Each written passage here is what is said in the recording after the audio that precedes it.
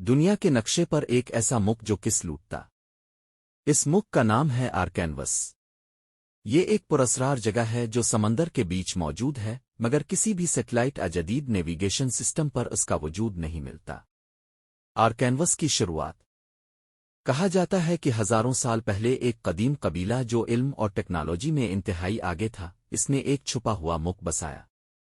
یہ لوگ سائنس اور جادو کا امتزاج جانتے تھے، اور انہوں نے ایک ایسا شیلڈ بنایا جو آرکینوس کو دنیا کی نظروں سے چھپا دیتا ہے۔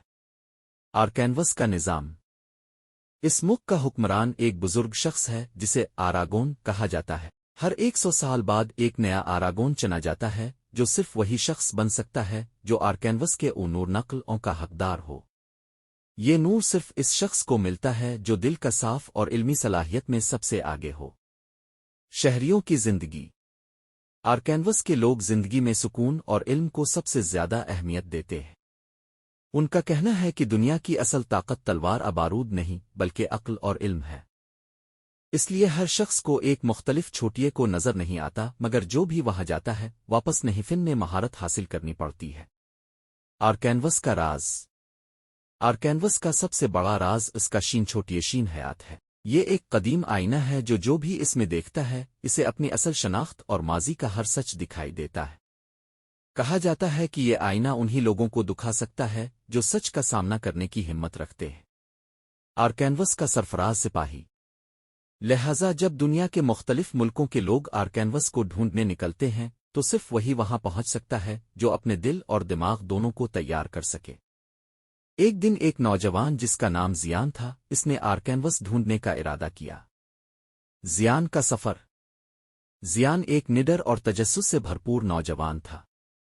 وہ صدیوں پرانی کتابوں میں آرکینوس کے بارے میں پڑھ چکا تھا۔ کئی سمندری جہازوں کے غائب ہونے اور مہم جوؤں کے نہ لوٹنے کی کہانیاں اسے مزید بے چین کر رہی تھیں۔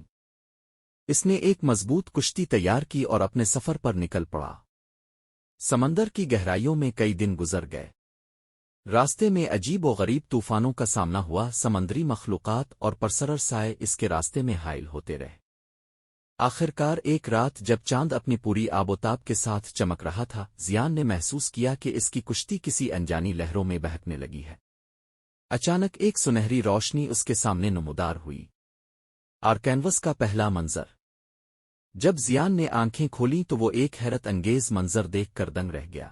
سبز وادیوں، بلند و بالا محلوں اور آسمان چھوتے برجوں کا ایک شاندار نظارہ اس کے سامنے تھا۔ آرکینوس حقیقت میں موجود تھا۔ وہ ابھی حیرانی میں ہی تھا کہ چند لمبے قد کے سفید لباس میں ملبوس افراد اس کے قریب آئے۔ ان میں سے ایک نے کہا، تم یہاں کیسے پہنچے؟ غیر ملکیوں کو یہاں آنے کی اجازت نہیں، زیان نے ادب سے جواب دیا۔ میں علم کی تلاش میں ہوں اور میں جاننا چاہتا ہوں کہ کیا واقعی آرکینوس دنیا کی سب سے پراسرار جگہ ہے۔ کیا زیان آرکینوس میں داخل ہونے کی اجازت حاصل کر سکے گا؟ کیا وہ چھوٹی شین حیات کا راز جان پائے گا؟ یہ سب جاننے کے لیے اگلے حصے کا انتظار کریں۔